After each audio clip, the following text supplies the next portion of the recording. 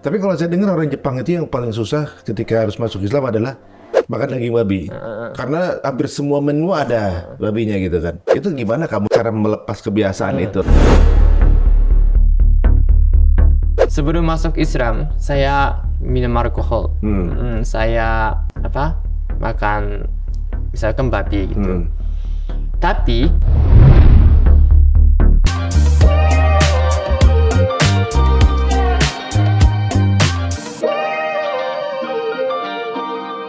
sembilan 0,8%. Nah, itu adalah orang Muslim yang sama sekali jauh dari itu. Benar. Tapi mereka di media dipandang sebagai wajahnya Islam. Islam, Gitu. gitu. Alhamdulillah.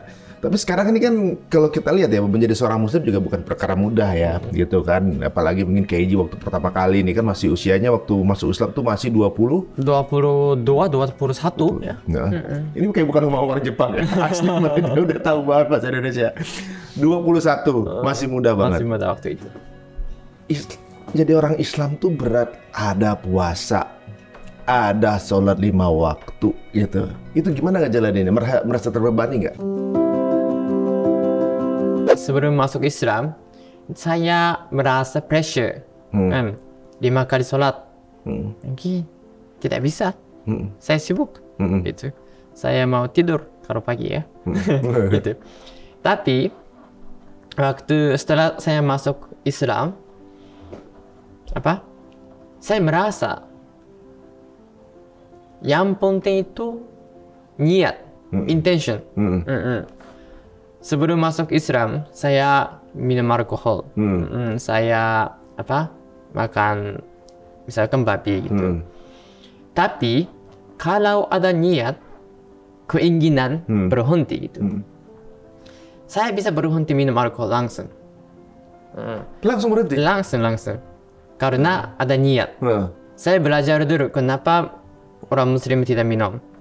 Kenapa orang Muslim sholat. Saya belajar dulu. Kenapa gitu. Jadi saya paham satu-satu. Terus saya siap satu-satu. One by one. Butuh waktu. Saya belajar hampir 2 tahun sebelum masuk Islam. Tapi saya kalau ada pertanyaan, saya langsung tanya ke ustaz atau teman-teman saya gitu. Jadi persiapan saya untuk menjadi Muslim itu bukan one time gitu. Ada butuh waktu ya. Jadi kalau ada niat bisa sholat, bisa jalanin, bisa ya? berhenti alkohol gitu. Tapi kalau saya dengar orang Jepang itu yang paling susah ketika harus masuk Islam adalah makan daging babi. Karena hampir semua menu ada babinya gitu kan. Itu gimana kamu cara melepas kebiasaan itu? Lagi pula cari menu yang saya waktu ke Jepang tuh nyari menu yang gak ada babinya itu sulit. Kecuali memang restorannya memang ada tulisan halal ya gitu ya. Itu gimana caranya untuk adaptasi? Sebenarnya sebelum masuk Islam saya penggemar penggemar babi gitu. Tapi setelah masuk Islam, ya udah tanpa babi saya bisa hidup gitu. Jadi saya pilih daging sapi atau ikan, sayur gitu ya. Terus setelah masuk Islam saya sering masak sendiri ya, supaya jelas ya apa yang bisa dimakan, nggak dimakan ya. Jadi untuk saya ya. Tentang makanan atau tentang minuman, saya tidak merasa kesulitannya. Tapi saya tahu banyak teman, banyak orang Muslim Jepang, mereka ada kesulitan untuk berhenti minum atau daging makanan babi. Ya gitu. Karena kalau di Jepang minum alkohol dengan teman-teman atau teman sekantor itu salah satu komunikasi. Communication. Kalau meeting gitu ya. Gitu. Sometimes minum alkohol itu penting. Karena untuk mendekati teman-teman atau mendekati klien ya. Itu salah satu caranya minum alkohol. Kalau Indonesia tuh kayak minum teh gitu Ya ya? gitu. Minum teh Sama. atau kopi. Kalau di Sama. sana langsung alkohol ya? Apa arak Gitu. atau apa? Sake itu ya? Sake. Oh iya. Hmm. Nah itu memang beberapa culture ya agak Ya, sulit ya. itu Jadi teman-teman- perbedaan ya. Perbedaan. Ya teman-teman yang di Jepang kemarin juga yang kita podcast juga gitu bahwa kalau ada yang tertarik juga tapi masih melakukan kebiasaan lamanya, mereka bilang nggak apa-apa, itu sebuah step gitu, sudah step yang sangat jauh, masih mending dia udah mulai pelajari Islam. Gitu. Nah sekarang udah menikah belum sih? Udah. Istri Muslim juga? Istri Muslim, orang Indonesia. Oh, Indonesia malah? Oh, Masya Allah. Wah, ini kayaknya suatu saatnya bisa nih dijadiin salah satu tamu dari playlist kita kalau jodoh nggak kemana ya. Karena pasti menarik nih. Siapa namanya? Nama istri saya, Yusan. Yusan. Orang? Orang Bekasi. Jangan jauh-jauh. Katanya Bekasi dia. Kenal di mana? Sebenarnya dia temannya teman saya. Temannya teman orang Indonesia juga? Ya orang Indonesia. Oh gitu. Ketemunya di Jepang. Dia lagi bertandang ke sana? Dia dibilang ke Jepang. Terus ada di Union ya, kayak kumpul-kumpul sama teman. Dia juga ikut kumpul-kumpulnya. Terus dia kenalan. Itu tahun? 2018. Udah sekitar 5 tahun yang lalu ya. Berarti kamu nikah muda juga ya? Waktu saya 23 berarti? 5 tahun. 25 tahun? Waktu ketemu sudah Muslim berarti ya? Sudah. Oh, sudah hampir 2 tahun. Maksudnya ketemu sama istri dalam keadaan sudah Muslim? Sudah. Oh, menikah di Jepang? Menikahnya di sini. Di sini? Jadi kamu waktu nikah kamu datang ke Bekasi? Di Jakarta. Jakarta? Pernikahannya di Jakarta. Di Jakarta. Sekarang ini kan kayak gini unik ya. Beliau ini sekarang menjadi salah seorang penggagas halal ini ya, salah satu yang menggerakkan halal di Jepang dan juga di Indonesia. Yang kemudian beberapa teman-teman nih kayaknya ke Indonesia langsung jadi bintang tamu di beberapa tempat untuk ngobrolin masalah halal gitu. Yang waktu ada di, kalau nggak salah Hijrah Fest 2019, kita kedatangan tamu dari Jepang untuk menjelaskan kehalalan yang ada di Jepang mengenai Olimpiade. Bagaimana Olimpiade itu standar halal internasional ternyata gitu. Walaupun beliau juga bukan orang Muslim. Oh iya. Gitu. Nah, ini menarik nih. Sampai kok memilih untuk kemudian berkutat di halal lifestyle ini bagaimana ceritanya awalnya? Awalnya. Oke, waktu kuliah saya banyak teman Muslim ya, dari Brunei, Indonesia, Malaysia, Asia Selatan, Asia Timur Tengah gitu ya. Mereka belajar di satu universitas. Oke, kami sering jalan-jalan bersama di Shibuya, Shinjuku, Harajuku gitu ya. Tapi waktu makan bersama, cari tempatnya sangat susah. Terus akhirnya kami makan kebab ya, kebab Turki gitu. Tapi mereka mau makan makanan Jepang karena mereka di Jepang kan. Makanan Turki, makanan kebab dimanapun boleh kan, dimanapun bisa ya.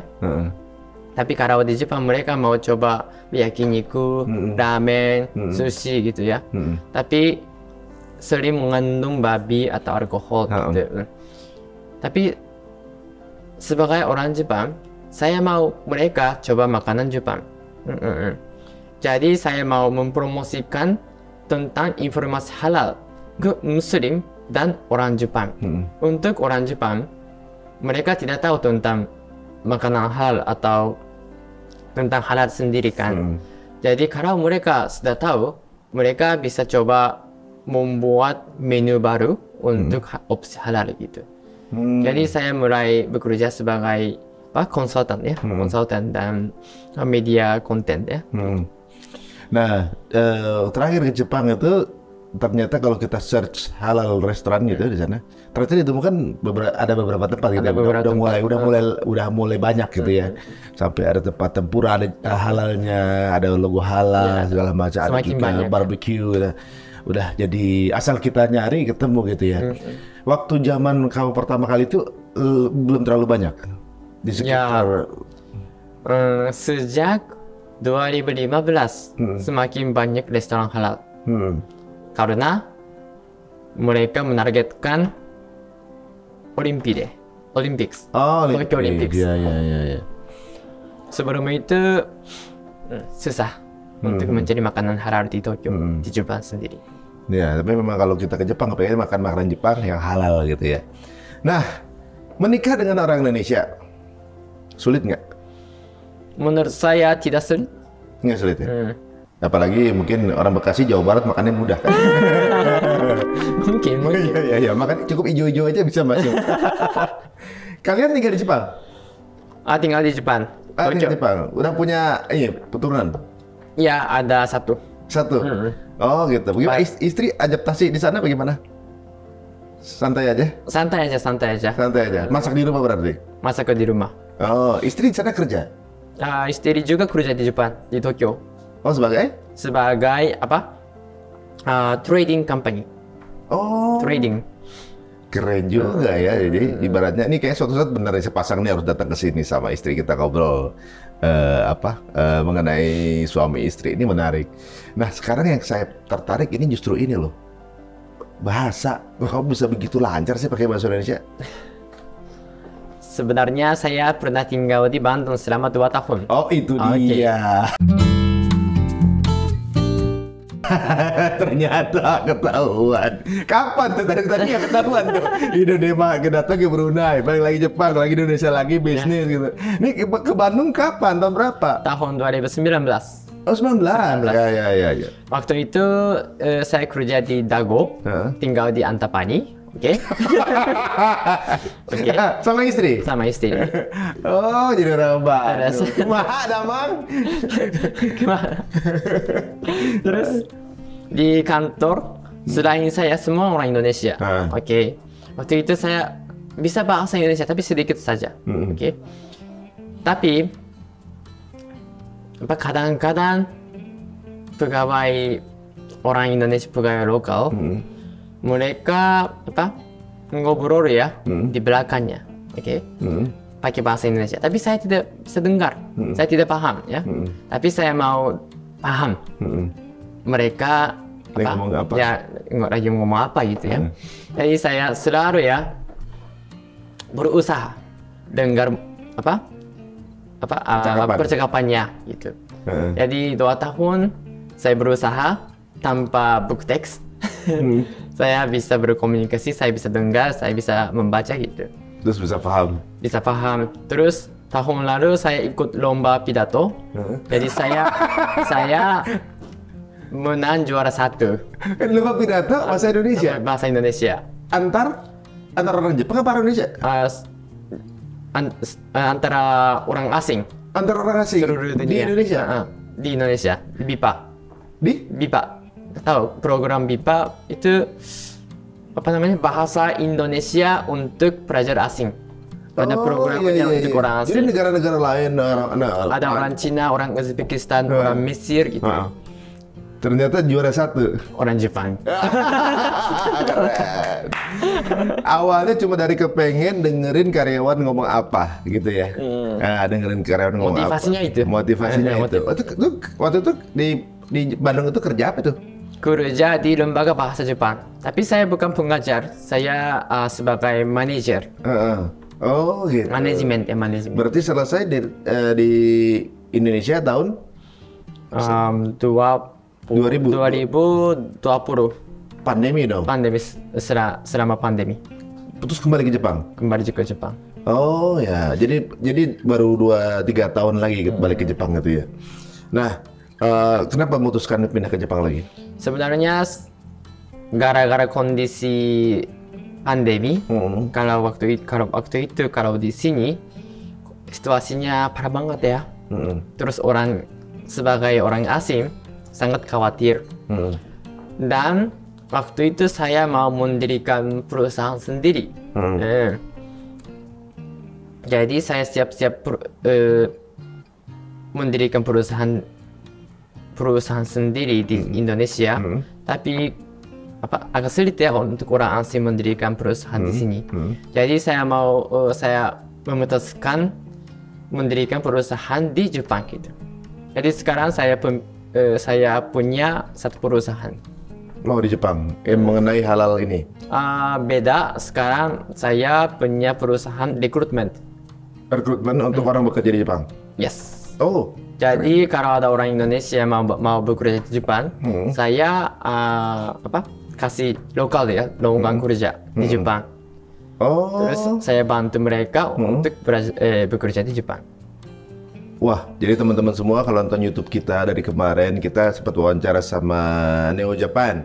Terus, jadi kalau teman-teman ngerasa waktu nonton itu, asik juga ya punya pasangan orang Jepang. Langsung aja coba daftar di tempatnya Keiji ya, untuk kerja di Jepang. Sebenarnya pekerjaan yang dapat, tapi jodoh juga dapat gitu ya. Kebanyakan orang Indonesia kalau kerja di Jepang itu profesinya apa? Profesinya kebanyakan insinyur.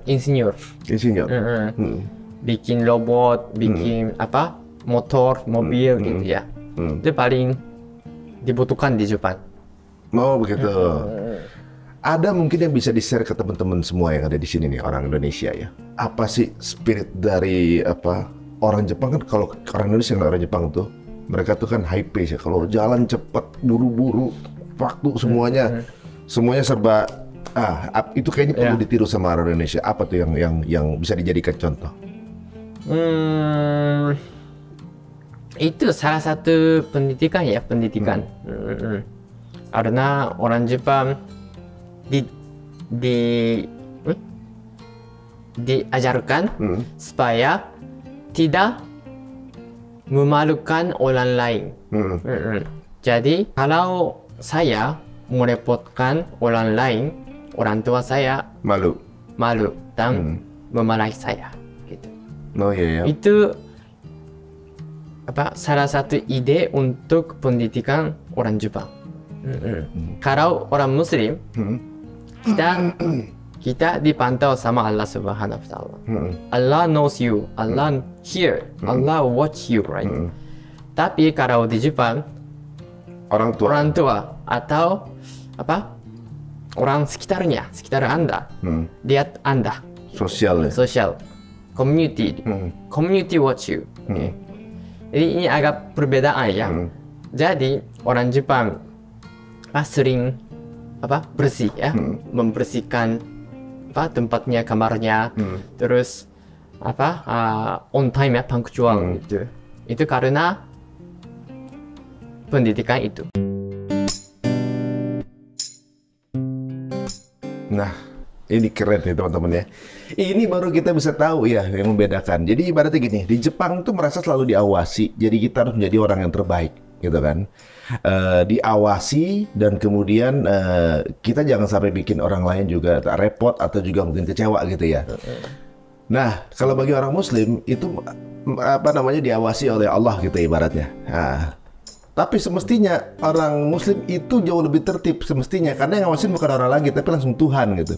Nah sekarang kita tanya nih, berarti keimanan secara pribadi gitu ya, kita ngerasa diawasin apa enggak? Nah itu berarti kan kalau kita benar-benar menjalani agama dengan benar, ngerasa diawasin, pasti kita bisa lebih disiplin ya kan. Lebih teratur, lebih disiplin, karena nggak pernah ngerasa nggak ngeliat Allah yang kelihatan, masih bisa dimaafin kali gitu. Jadi kadang-kadang iya bisa jadi ya, tinggal macam. Nah teman-teman, ini mindsetnya keren gitu. Kita harus merasa selalu diawasi, dan merasa diawasinya itu 24 jam apapun yang kita lakukan. Ini saya cuma bisa ngomong doang, lakunya juga sulit sih sebenarnya. Banyak banget kita kalau lagi sendiri suka bikin dosa gitu. Nah ini sebenarnya bisa menjadi awal ya teman-teman, bahwa membahagiakan bikin Allah senang itu kan, senyum juga senyum orang tua. Jadi membahagiakan orang tua udah pasti dapat pahala juga, Allah pasti happy juga. Untuk para orang tua bisa ditanamkan bagaimana menanamkan anaknya, bukan hanya bikin malu orang tua, tapi takut juga bikin malu sama Allah gitu. Jadi kita bikin anak kita juga takut berbuat yang di luar dari peraturan, atau juga mungkin kita sendiri takut untuk melanggar peraturan karena harus selalu merasa diawasi. Ini keren banget ya. Jadi penonton Jepang bersih melulu gitu ya, kemudian ya pokoknya semua tertata gitu ya. Walaupun saya pernah waktu itu malam-malam malam-malam, pagi cari subuhan waktu itu di Jepang, gitu kan. Itu banyak orang pingsan di pinggir jalan gitu. Iya, banyak. Banyak orang tiba-tiba kelihatan, pingsan, ketiduran ya. Itu sampai jam berapa itu ya kalau nggak? Itu biasanya sampai jam, mungkin mereka tidak bisa naik kereta ya, naik kereta. Terus mereka ketiduran di jalan, mungkin sampai jam 5, jam 6 gitu. Dan iya bisa di jalan tidur gitu teman-teman, mungkin udah kayak orang pingsan gitu ya. Itu bisa ada yang kecurian nggak ya? Nggak. Dompet sama kartu identitas, HP semua di saku. Di saku semua. Lu tidur aja di pinggir jalan gitu ya? Apakah mabuk apa emang capek? So, sampai ada sampai Google katanya emang suka ada yang ke tanaman di trotoar gitu. Ya, gitu kan. Sebenarnya mereka mabuk ya. Mabuk terus kuat pulang. Nggak bisa jarang gitu. Jadi ketiduran di jalan gitu. Itu apa? Alkohol apa sake itu ya? Iya, alkohol sake. Alkohol dan sake ya? Saya juga pernah ketiduran. Senpai saya teman saya, senior saya paksa saya minum alkohol ya, sebelum masuk Islam ya, Terus saya sedang mabok ya, sedang Iran. Terus berbangun di jalan. Bangunnya di jalan? Bangunnya di jalan. Udah jam 5, jam 6 Udah mulai sedikit ada matahari itu ya? Sudah matahari. Oh, iya. Kaget. Kenapa saya di sini gitu? Itu namanya apa sih fenomena itu? Ada namanya nggak sih? Itu apa namanya? Kata kalau di Jepang, deisui. Deisui. Artinya? Mabuk sampai ketiduran gitu. Deisui. Ya, bisa di-googling. Jarang dipakai. itu awalnya waktu tahu itu kaget saya. Apa ini ada wabah apa gitu kan? Katanya orang jalan tapi biasa aja. Lewat aja. Tidak peduli. Apa? Tidak peduli. Nggak peduli orang mau tidur gimana gitu kan. Depan toko, trotoar gitu ya. Nah, kan tentunya juga hidup sebagai orang Muslim di Jepang dengan sebagai minoritas lah jatuhnya. Berarti kan harus tentunya punya sarana untuk kembali mengingatkan ya. Entah itu mungkin pergi ke pengajian atau apa, atau juga mungkin ke kajian-kajian atau punya community. Kamu punya community dakwah juga di sana? Iya, ada. Saya punya komunitas Young Muslim muda di Jepang. Namanya? Namanya Olive. OLIVE. Olive. Ya. Ada singkatannya tuh? Nggak ada singkatannya. Isinya orang Jepang semua atau Indonesia ada begitu? Orang Muslim di Jepang. Orang Jepang ada, orang Indonesia ada, orang Turki ada. Mesir, Pakistan ada. Oh tuh udah berapa orang tuh? Itu muda semua? Muda. Dari 18 tahun sampai 32 ya. Itu terus bikin pengajian atau? Kami mengadakan acara untuk Muslim dan non-Muslim. Bisa sosialisasi, bisa saling kenal gitu. Kalau jadi ta'aruf ya? Ta'aruf itu. Kalau Muslim di Jepang, bukan hanya mualaf, tapi ada kayak gini. Orang tuanya orang Indonesia, anaknya orang Indonesia, tapi lahir di Jepang dan besar di Jepang. Jadi identitas mereka lebih ke orang Jepang, tapi kelihatannya orang Indonesia, bahasanya orang Indonesia, bahasa Indonesia, tapi identitas ya, kepribadiannya lebih ke orang Jepang. Jadi mereka juga sometimes ya mereka bingung. Sekitar mereka semua orang Jepang, tapi dia saja orang Muslim. Jadi Muslim bingung, terus nggak bisa ngomong sama orang lain tentang hal itu. Jadi kami menyediakan space atau komunitas. Jadi orang Muslim muda bisa berkumpul di komunitasnya, terus bisa berkonsultasi, berdiskusi. Oh jadi kalau misalnya orang Muslim yang kemudian tinggal di sana bisa saling sharing ya, sharing. Oh ada makanan halal di sini, kalau gini sholatnya di sini, ya, misalnya betul, begitu ya. Oh menarik. Kalau orang mualaf seperti saya, biasanya ada beberapa kesulitan ya tentang sakit, hubungan dengan keluarga, teman, hubungan dengan perusahaan gitu ya. Jadi kami sering sharing dan kasih tips ya, bagaimana caranya kami bisa improve gitu. Jadi kegiatannya itu juga ini menjadi support kegiatan ya, support kegiatan kami. Tadi bilang juga kata jadi ini juga konsultan halal di sana kan. Itu di Olive itu juga atau ada perusahaan lain? Ada perusahaan lain namanya Food Diversity. Full Diversity. Oh, atau nama servisnya Halal Media Japan.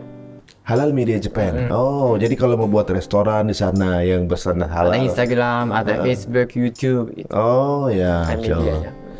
Nah ini juga mungkin akan memudahkan juga teman-teman ya mungkin lagi traveling ke Jepang mau tahu halal-halal di sana atau juga mungkin yang punya perusahaan travel agent ya. Travel agent mau ke Jepang segala mungkin bisa komunikasi sama. Sangat bermanfaat ya informasinya. Jadi mereka bisa bikin paket misalnya halal travel ke Jepang.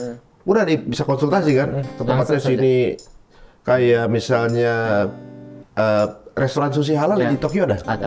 Ada. Kalau sukiyaki sabu-sabu gitu yang halal ada Tokyo? Sebelumnya ada, tapi gara-gara pandemi restonya tutup. Oh. Banyak restorannya tutup gara-gara pandemi. Kan tidak ada turis ya dari luar negeri. Jadi langsung tutup selama pandemi. Oh, sayang banget. Kalau sekarang udah mulai tumbuh lagi?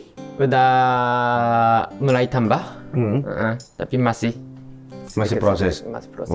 Ya mudah-mudahan dalam waktu dekat akan pulih ya.